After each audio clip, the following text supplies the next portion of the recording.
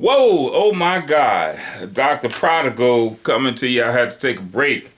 I like doing stuff and whoo, whoo. Yeah, I got little workout thing happening here a little bit. Got to take care of this body because I ain't got but one, and Lord knows I'm putting some miles on this one, but yeah, I've done some wheelies on it too that I shouldn't have been doing either.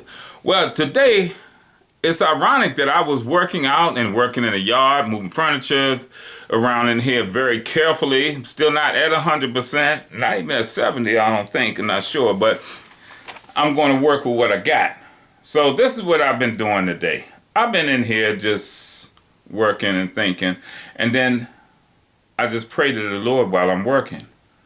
And then it dawns on me certain things. One of the things that happens is I recall that the root for the words of worship and work in Hebrew are the same. So why is that important? Well, the Hebrew language is established in such a way to which each word has a root of three consonants. And what changes that meaning is the prefixes and suffixes, the jots and the tittles. So that just gives you a little quick, influential thought of it. Now you understand why there's such an emphasis that's put on the Hebrew language. It's really a very heavenly language. It's very simplistic, very complex. But I was thinking about that. I said, okay, here I am, I'm working. Everything is the same. I'm working and I'm worshiping. And it was wonderful. And then I thought about Adam. When you're in such a zone, you don't even think about what you don't have. You realize everything that you do have. So that was one aspect. The other aspect was I was speaking to someone, and I know there's many people, the oneness Pentecostals that believe Jesus only, and I'm okay with what you believe because it's not what I believe. But I am watching that as to the explaining of the Trinity. Jehovah's Witnesses don't particularly believe in the Trinity as well. So I hear all the different the antidotes for it.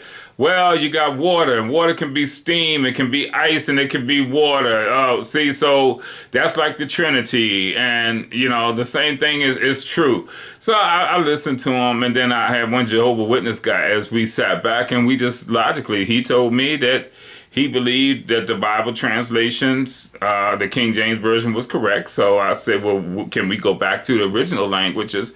And he said, of course we can. I don't think that he understood when he walked in my house that this is what I do for him. This is my vocation. I love it.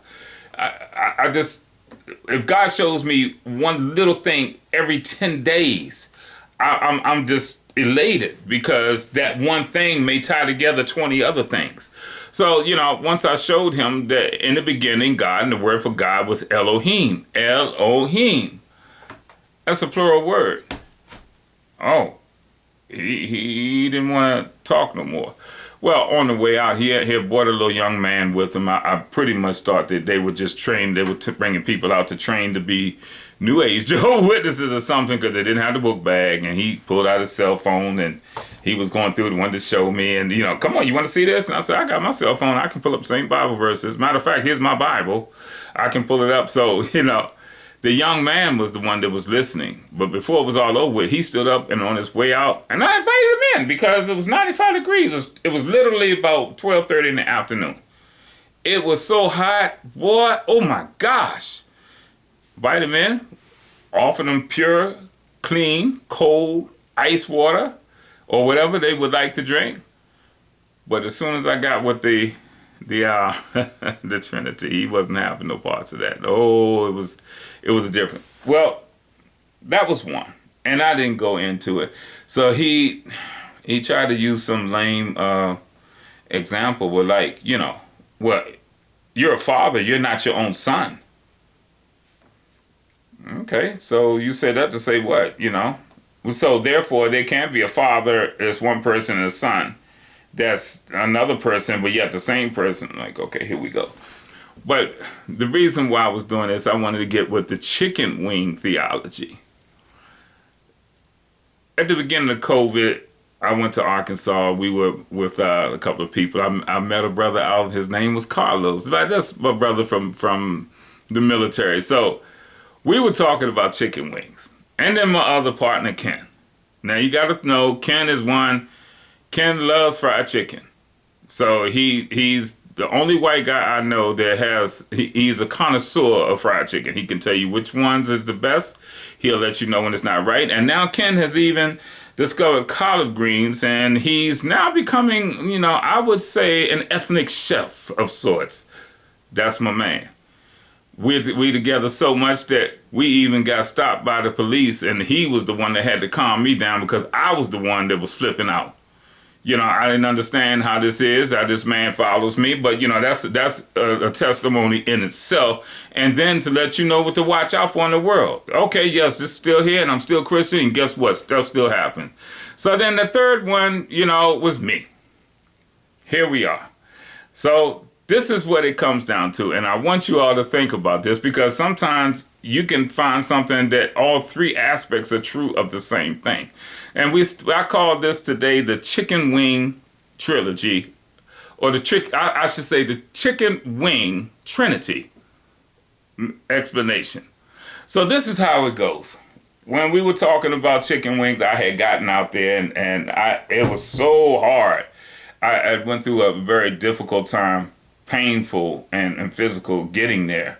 I was in a lot of pain when I got there. I didn't know how much it was going to continue, but I had to be there. So they serve chicken. Well, I'm born and raised for the chicken wing and thighs. That's my pieces I love. Oh, and sometimes the chicken neck, depending. Well, we got it, and Carlos and I were back and forth. We says that the chicken wing was 2 pieces. He said it was 2 pieces. I said it was 3. In my family, the tip is a piece too. You get that to the kids. Then you got the flat and you got the drum. But Carlos said, no, you got the drum and then the flat and the tip go together. That's 2. Then here comes Ken. Ken says, well, it's only 1 chicken wing. Why are you making it 3 pieces? So here we are. We got the argument going. And then finally I just sat back and said, you know what? All of us are right. Ken, it's a wing. It is a chicken wing. Carlos, you can cut that 1 wing into 2 pieces and it's still a wing. Me, I can cut it into 3 pieces. All 3 pieces have to come together for it to be the wing. And that's the way it is with God. You have the Father, the Son, and the Holy Spirit. I don't care how you slice it or dice it, all 3 of them are God, and all 3 of them are still the one God. The Elohim, that's plural in one. The one true God. So now, that's what I look at with people. If you want to argue about things, that's fine. Now, however you want your chicken wing, you can serve it like that. Me, I'm just happy that I got the chicken wing. Now, if you want, now we can start on, use the chicken wing for denominational discussion. We have the broiled wings. These are the ones that they're very slow, and then you have to wait until they get there. And then you got the fried chicken wings. You just drop it in. And 10 minutes, they're done. And then you have the barbecue ones. You got to season them and be turning them and watching the fire and all that. So look at all the denominations we got. Look at all the denominations. But yet, we're all cooking the same wing with 3 parts and 1 identity. This is Dr. Prodigal. Let's stop making stuff so deep. Why don't we just come together under love and then we can do what we're supposed to do? Dr. Prodigal coming at you. Love you for the day. God bless you. And eat more chicken.